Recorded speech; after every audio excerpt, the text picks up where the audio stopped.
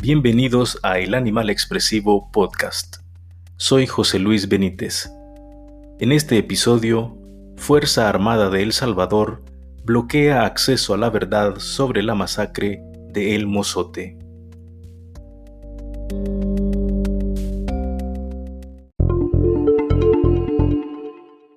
Cuando viajas a las cumbres de Morazán, envuelto en la luminosa claridad del aire, ya cerca de la frontera con Honduras, cruzas el río Torola por un estrecho puente de madera, cuyos tablones crujen al paso de las ruedas, y te adentras en la más violenta de las antiguas zonas rojas salvadoreñas. Ese era el término que empleaban los militares durante la larga década de guerra civil. Escribió el periodista Mark Danner en la apertura de su libro Masacre, la guerra sucia en El Salvador, publicado en 1993. La masacre de El Mozote apareció en la portada de los principales periódicos de Estados Unidos el 27 de enero de 1982. Raymond Bonner, corresponsal de The New York Times, la fotoperiodista Susan Meiselas y la corresponsal de The Washington Post, Alma Guillermo Prieto, contaron al mundo los primeros relatos de una de las masacres más crueles de América Latina en los últimos años. Casi 1,000 personas fueron asesinadas. En su gran mayoría eran niños y niñas. ¿Quiénes pueden ser capaces de asesinar a sangre fría niños y niñas, como sucedió en la masacre de El Mozote y lugares aledaños en Morazán? Habla Rufina Amaya, una de las principales testigos de la masacre de El Mozote. Estos fragmentos son de una entrevista que concedió al periodista Jorge Ramos. Cuando vino el ejército aquí, los soldados, ¿verdad? Cuando entraron fue el 11 de diciembre del 1981. ¿Verdad? ¿Se acuerda, verdad? Sí, me acuerdo bien la fecha, cuando cayeron los helicópteros y cuando entró el ejército. Y después de eso los encerraron por la noche, el día 10 los encerraron por la noche y los sacaron a las 4 de la mañana, en la madrugada, para la plaza. Y después, cuando venía un helicóptero que vino a aterrizar al lugar allí, El Mozote, los encerraron en las casas. O sea, separaron hombres y mujeres. Sí, separaron hombres y mujeres. Y cuando nosotros los tenían ahí, yo estaba con mis 4 niños, mis 4 hijos. Entonces fue ¿Cuántos años tenían? mis hijos el primero tenía 9. ¿Cómo se llamaba? Se llamaba José Cristina. José Cristina Y tenía la otra, 9. sí, 9. Y María Dolores tenía 5. Y Marta Lilian tenía 3. María Isabel tenía 8 meses. Esa era la que yo tenía en mis brazos. ¿Todavía sí, de pecho? Sí, de pecho. Entonces yo me subí a una banca que había en la ventana del frente para la iglesia a ver qué era que pasaba, ¿verdad?, con los hombres. Pues yo lo que alcancé a ver cuando estaba parada en la banca por la ventana era que los tenían vendados, ¿verdad?, y maniados. Y entonces ellos les daban con los fusiles. Y entonces después los sacaban por grupos. Cuando sacaron al grupo, pues que lo iba el papá de mis hijos, que lo trajeron por este lado. Entonces yo me senté a llorar en la banca, me senté abajo con mis niños y los agarré abrazados a ellos y llorando, pero yo no les dije nada a mis hijos, ¿verdad? Los niños quedaron encerrados en la casa donde estábamos, allí dejaron mis 4 hijos también. Me los quitaron de mis brazos porque yo tenía mi niña de pecho, entre 2 soldados me quitaron los niños y me los tiraron así, lo tiraron la niña más chiquita, la niña más grande, pues ahí se quedaron. En 1993, el informe de la Comisión de la Verdad presentó el siguiente resumen del caso de la masacre de El Mozote. El 10 de diciembre de 1981, en el caserío El Mozote, departamento de Morazán, fueron apresados por unidades del batallón Atlacat sin resistencia todos los hombres, mujeres y niños que se encontraban en el lugar. Después de pasar la noche encerrados en las casas, el día siguiente, 11 de diciembre, fueron ejecutados, deliberada y sistemáticamente, por grupos. Primero fueron torturados y ejecutados los hombres. Luego fueron ejecutadas mujeres y finalmente los niños en el mismo lugar donde se encontraban encerrados. El número de víctimas identificadas excedió de 200. La cifra aumenta si se toman en cuenta las demás víctimas no identificadas. Estos hechos ocurrieron en el transcurso de una acción antiguerrillera denominada Operación Rescate, en la cual, además del batallón Atlacat, participaron unidades de la Tercera Brigada de Infantería y del Centro de Instrucción de Comandos de San Francisco Gotera. En el curso de la Operación Rescate se efectuaron, además, masacres de la población civil en los siguientes lugares. El día 11, más de 20 personas en el cantón La Joya. El día 12, unas 30 personas en el caserío La Ranchería. El mismo día, por unidades del batallón Atlacat, los moradores del caserío Los Toriles. Y el día 13, a los pobladores del caserío Jocote Amarillo y del cantón Cerro Pando. Más de 500 víctimas identificadas perecieron en el Mozote y en los demás caseríos. Muchas víctimas más no han sido identificadas. De estas masacres existe el relato de testigos que las presenciaron, así como de otros que posteriormente vieron los cadáveres, que fueron dejados insepultos. En el caso del Mozote fue plenamente comprobada además por los resultados de la exhumación de cadáveres practicada en 1992. A pesar de las denuncias públicas del hecho y de lo fácil que hubiera sido su comprobación, las autoridades salvadoreñas no ordenaron ninguna averiguación y negaron permanentemente la existencia de la masacre. El ministro de la Defensa y el jefe del Estado Mayor han negado a la Comisión de la Verdad tener información que permita identificar a las unidades y oficiales que participaron en la Operación Rescate. Han expresado que no existen archivos de la época. El presidente de la Corte Suprema ha tenido una injerencia parcializada y política en el proceso judicial iniciado sobre la masacre en 1990, dice el documento del informe de la Comisión de la Verdad. Yo escuché las voces de los niños, cómo gritaban y cómo lloraban, ¿verdad? Y decían, mamá, los están metiendo el cuchillo, mamá, los están matando con balas. Y esa era la bulla de que presentaban ellos. Me quedé a las de la calle viendo donde se veía la casa, donde estaban matando a las mujeres. Y ellas gritaban y lloraban, y les decían que no las mataran. Y ellas, un poco de soldados agarró un grupo de mujeres y lo tenía así en el plano allí, pues. Y después las mataron. Y yo siempre viendo, pues, aquí esta gente la mataron como matar animalitos, ¿va? Arriaditos. Entonces por eso han quedado regados los muertos, por todas partes. Y mientras Rufina veía cómo se realizaba la masacre, rezaba lo siguiente. Dios mío, si tú me libras, le dije, tú me salvas, yo voy a contar lo que ha pasado. Eso fue lo que yo pensé.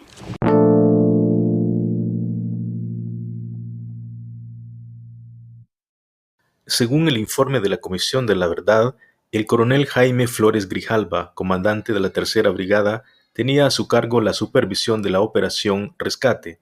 El teniente coronel Domingo Monterrosa Barrios, comandante del Batallón de Infantería de Reacción Inmediata Atlacat, tenía el mando de las unidades participantes en el Mozote. Óscar fue uno de los primeros campesinos en comprobar lo que los militares del Batallón Atlacatl habían hecho cerca del lugar donde vivía. Cuando hablamos con él, lo acompañaba su niña de 2 años de edad. ¿Y mataron a niños de la edad de ella? Más tiernitos, debajo de las camas. ¿Y cómo los mataron? Ahí no se opinaba, aquello estaba bien sangroso, la gente iba bien destrozada, la gente, ¿verdad? Y entonces ya mandaron a esa patrulla que yo venía enseñándoles a que fueran a darle juego a gente que habían matado ahí. Todos murieron, o más bien casi todos, porque Rufina se salvó así, primero hincándose y luego escondiéndose detrás de un manzano rosa. Enséñame, yo sé que es difícil, pero enséñame el lugar donde estaba. En medio de las ramitas, y yo me agachaba una rama así con el dedo, como esta ramita así, para que no me miraran los pies. ¿Y los soldados nunca se dieron cuenta que...? No se dieron cuenta. Si se hubieran dado cuenta, me hubieran matado.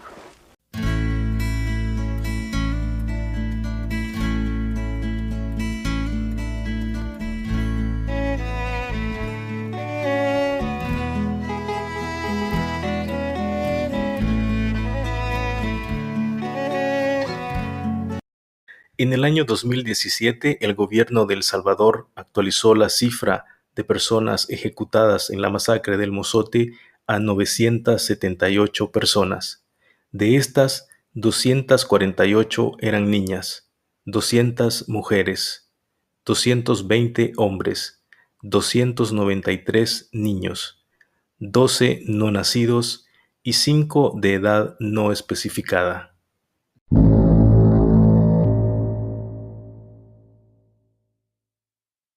El proceso judicial sobre la masacre del Mozote, que se había iniciado en 1990 en el juzgado de San Francisco Gotera en Morazán, fue totalmente cerrado en 1993 a raíz de la aprobación de la Ley de Amnistía General para la Consolidación de la Paz. Ante esta situación, las familiares de las víctimas de la masacre del Mozote, con el acompañamiento de organizaciones de derechos humanos, llevaron este caso ante la Corte Interamericana de Derechos Humanos. Esta corte emitió una sentencia el 25 de octubre de 2012 denominada Caso Masacres del Mozote y Lugares Aledaños versus El Salvador. Esta sentencia condenó al Estado de El Salvador por las masacres cometidas en 1981 y pidió el cumplimiento de una totalidad de 16 medidas de reparación, resarcimientos sociales e individuales y garantías de no repetición. Una de estas medidas, establecida en el numeral 319, literal C de esta sentencia, especifica identificar e individualizar a todos los autores materiales e intelectuales de las masacres del presente caso. La debida diligencia en la investigación implica que todas las autoridades estatales están obligadas a colaborar en la recaudación de la prueba, por lo que deberán brindar al juez, fiscal u otra autoridad judicial toda la información que requiera y abstenerse de actos que impliquen la obstrucción para la marcha del proceso investigativo. Después que en 2016 la Sala de lo Constitucional declaró inconstitucional la ley de amnistía, el juez segundo de primera instancia de San Francisco Gotera, Jorge Guzmán Urquilla, ordenó el 30 de septiembre de 2016 reabrir el caso histórico de la masacre de El Mozote.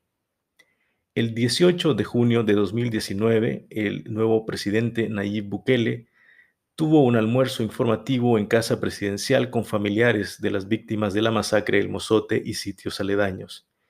En esa ocasión, el presidente Bukele se comprometió a cumplir con las medidas de reparación exigidas por la Corte Interamericana de Derechos Humanos. El juzgado de instrucción de San Francisco Gotera requirió al presidente Bukele toda la información existente en los archivos militares relacionadas a esa masacre cometida en 1981.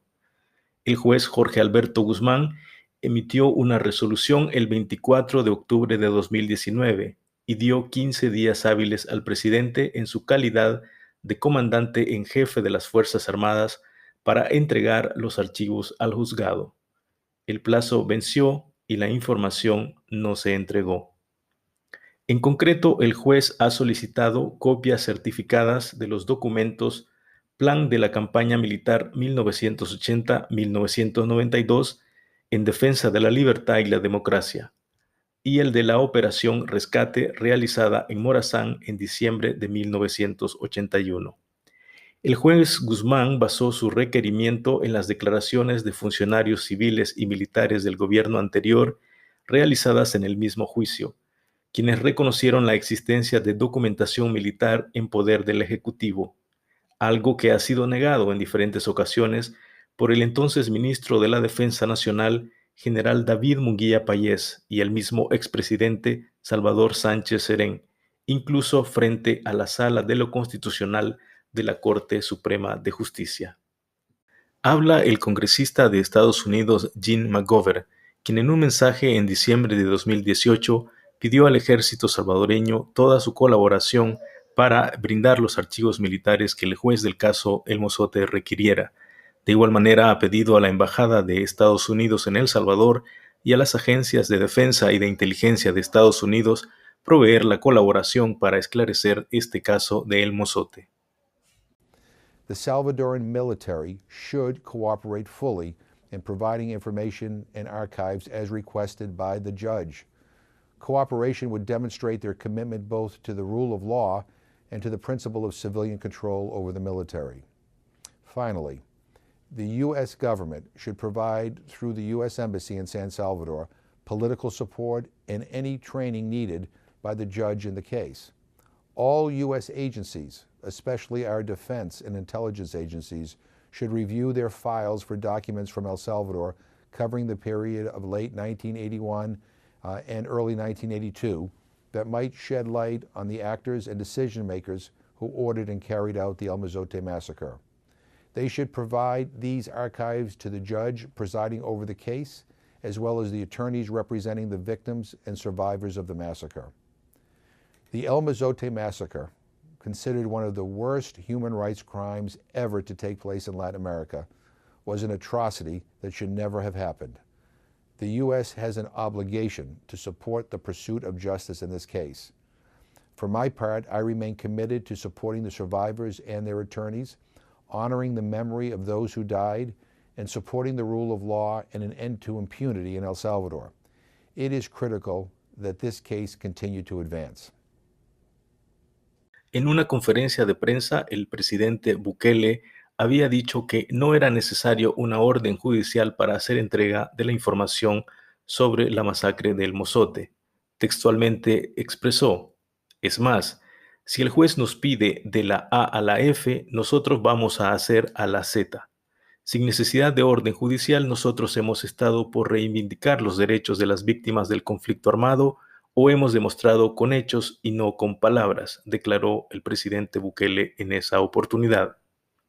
Sin embargo, cuando llegó el día de examinar los archivos del ejército, el 21 de septiembre de 2020, el Estado Mayor Conjunto de la Fuerza Armada impidió esta revisión al juez de instrucción de San Francisco Gotera en Morazán, así como a los peritos y a los representantes de la Fiscalía General de la República.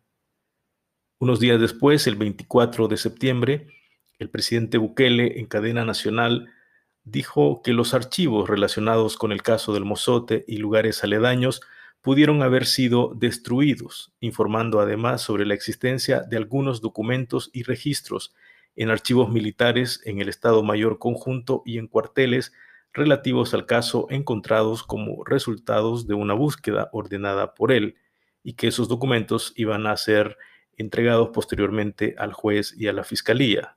Sin embargo, hasta el momento esto no se ha hecho. Ante esta situación, el 28 de septiembre, el Instituto de Derechos Humanos de la UCA presentó un aviso de investigación a la Fiscalía General de la República. Este aviso pide que se inicie una investigación penal de forma debida y diligente por los delitos de supresión, destrucción u ocultación de documentos verdaderos, actos arbitrarios y omisión de aviso relacionados a la aparente desaparición de una parte de los archivos militares relacionados directamente con la masacre del Mozote, así como cualquier otro delito que pudiera identificarse en el transcurso de la investigación. Estas fueron las palabras del Procurador para la Defensa de los Derechos Humanos de El Salvador, Apolonio Tovar, al conocer que la Fuerza Armada había negado al juez de San Francisco Gotera la entrada para inspeccionar los archivos militares relacionados con el caso El Mozote. Lamentable, triste, vergonzoso, día oscuro. Recién llegó el señor presidente a asumir su cargo, dijo, cuando el juez de instrucción de Gotera dijo que pediría los archivos, no vamos a dar, dijo, de la A a la E, vamos a dar de la A a la Z. ¿Dónde está? ¿Dónde está esa oferta? Las familias víctimas y las víctimas merecen respeto. Y por el respeto que merecen las familias y las víctimas, los archivos militares deben abrirse. Ante el bloqueo de la Fuerza Armada para la inspección de los archivos militares por parte del juez de instrucción de San Francisco Gotera en Morazán, diferentes instituciones nacionales e internacionales se han pronunciado al respecto. El 5 de octubre de 2020, el Instituto de Acceso a la Información Pública expresó que debe recordarse que desde la entrada en vigencia de la Ley de Acceso a la Información Pública, las instituciones se encuentran obligadas a implementar un sistema institucional de gestión documental y archivos, y que, entre otras cosas, requiere mantener ordenados y catalogados todos los documentos integrantes de su acervo con la finalidad de facilitar su ubicación y garantizar su acceso.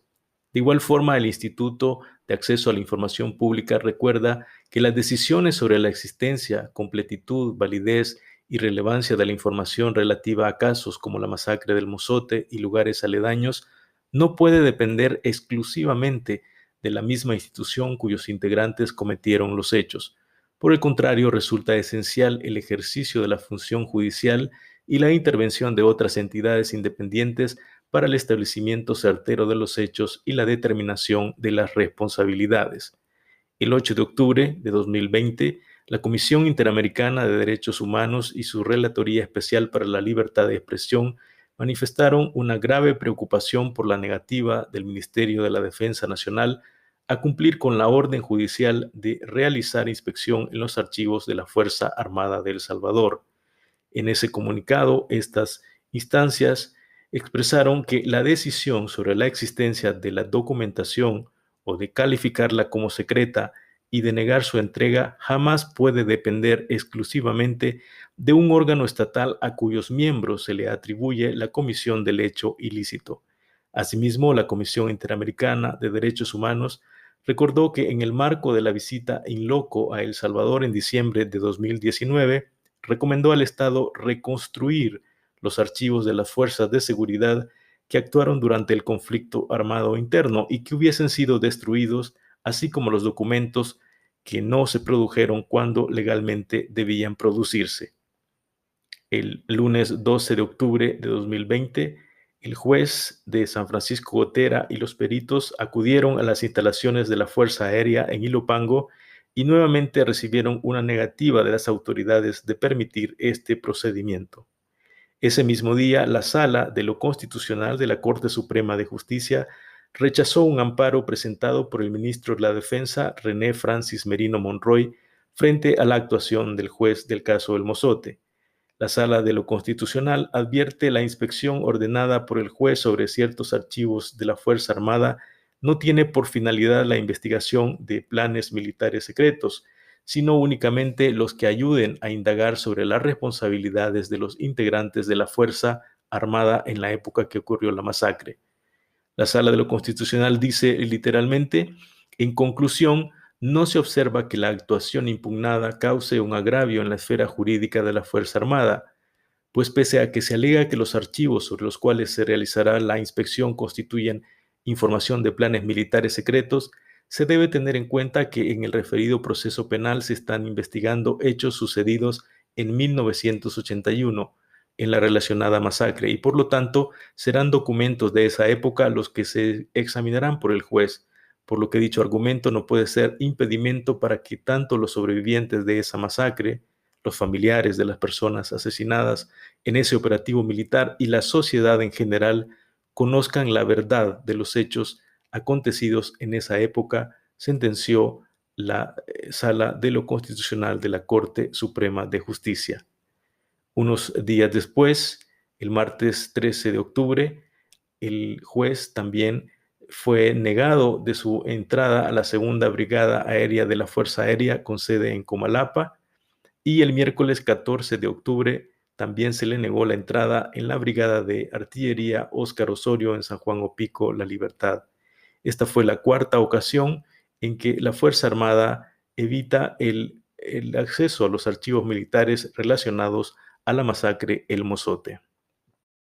El 15 de octubre, en una conferencia de prensa, el presidente Nayib Bukele, en lugar de explicar las razones por las cuales no se permite el acceso a los archivos militares en el caso del Mozote, se dedicó a decir que este caso es politizado y que simplemente se trata de un show por parte de las organizaciones de derechos humanos. Lo que ellos quieren es entrar sin ningún conocimiento, o mejor dicho, con conocimiento de lo que hay ahí, y decir, ábrame esa puerta, por favor. Y de repente van a encontrar una operación militar de la semana pasada, o de la semana antepasada. Pero ahorita, para nosotros, el plan control territorial, etcétera, son demasiado estratégicos como para que los conozca Polonio y los de las ONG de fachada del FMLN. Alguien va a decir, no, pero las órdenes judiciales se cumplen. Sí, claro, cuando tienen jurisdicción. La única institución que me puede solicitar un informe es la Asamblea Legislativa, no es el juez de Gotera. Y yo estoy obligado a dárselos. Excepto cuando se trate de planes militares secretos. Ante esta justificación del presidente Nayib Bukele, el juez de instrucción de San Francisco Gotera, Jorge Guzmán, quien lleva el caso del Mozote contra 18 militares acusados de participar en esta masacre, explica que esta es una obligación del Estado. El Estado debe abrir los archivos militares con base en la sentencia de la Corte Interamericana de Derechos Humanos de 2012. La sala ha sido bien clara y específica en determinar que es obligación. Es una obligación que el Estado tiene y que deviene de la sentencia del 2012 de la Corte Interamericana de Derechos Humanos. ¿De qué? De abrir los archivos para que se investiguen estos hechos. Así que es una obligación como Fuerza Armada. Yo he dicho en otras ocasiones, aquí en este país no hay una institución que sea un suprapoder y que esté por encima de todos los demás, al grado de que no pueda someterse, ¿verdad?, a las resoluciones judiciales que se dictan en la investigación de hechos de graves violaciones a los derechos humanos. David Morales, uno de los abogados defensores de este caso, considera que la decisión de la Fuerza Armada de El Salvador de bloquear el acceso a los archivos militares es una muestra de impunidad y también es un agravio a las víctimas de la masacre de El Mozote. Así que claramente siguen protegiendo criminales de guerra. Es una Fuerza Armada de la impunidad, un gobierno de la impunidad más, y esto es una revictimización a las familias sobrevivientes que han sufrido el asesinato de 20 hasta 30 familiares directos y ahora siguen siendo abandonadas por el Estado. Pero esto no va a amilanar la lucha, el caso sigue siendo fuerte, con mucha prueba.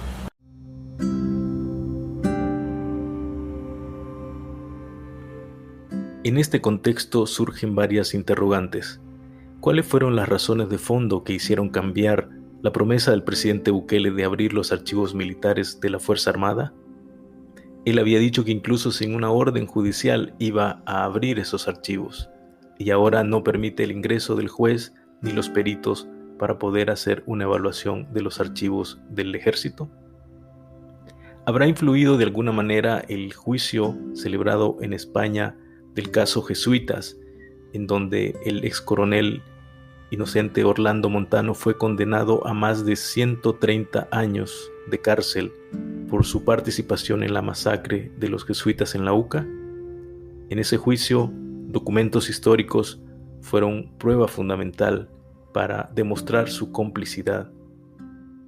¿O esto simplemente nos dice que en El Salvador el poder real todavía es el militar y no el civil? En todo caso, la Asociación Promotora de Derechos Humanos del Mozote, a través de un comunicado el 16 de octubre, expresa lo siguiente: como asociación y víctimas acompañamos todas las diligencias judiciales fieles a nuestro compromiso con la búsqueda de verdad y justicia para nuestros familiares masacrados. Por ello nos parece injustificable que el actual alto mando de la Fuerza Armada actúe como los ministros de los gobiernos anteriores, encubriendo a los responsables de las masacres cometidas en contra de población civil inocente. En el juicio que ahora avanza no se está acusando al gobierno del presidente Nayib Bukele, ni contra la actual Fuerza Armada. Es contra jefes militares de aquella época quienes personalmente deben responder por esas violaciones de los derechos humanos que cometieron. Esperamos que las autoridades reflexionen y puedan cambiar su postura ante todas estas diligencias, permitiendo las inspecciones de los archivos militares para devolver la esperanza, como cuando el presidente mandó a eliminar de un muro el nombre de Domingo Monterrosa. Esperamos que todos colaboremos para llegar a la verdad, justicia y reparación a las víctimas, no solo del Mozote, sino del país en general. Y que si no comparten estas luchas, no nos tilden de pertenecer o defender colores partidarios, pues por esas mismas acusaciones, nuestros familiares fueron masacrados y nuestros pueblos destruidos.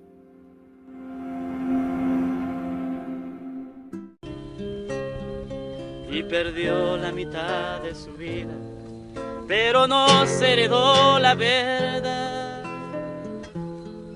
Vio morir su familia querida, la paz y la alegría de su pueblo natal. Y aceptó hablar por los que cayeron y luchar por nuestra libertad. Y su voz que rompió el silencio, ahora es eco de nuestra verdad. Sigue siendo el clamor de mi pueblo, que aún exige por su dignidad. Las palabras de Rufina Amaya hoy nos hablan desde la humildad de los masacrados del Mozote. Es la voz que nunca callará. Escuchábamos un fragmento de una canción de Orlando Tovar dedicada a Rufina Amaya. Gracias por tu compañía. Hasta un próximo podcast.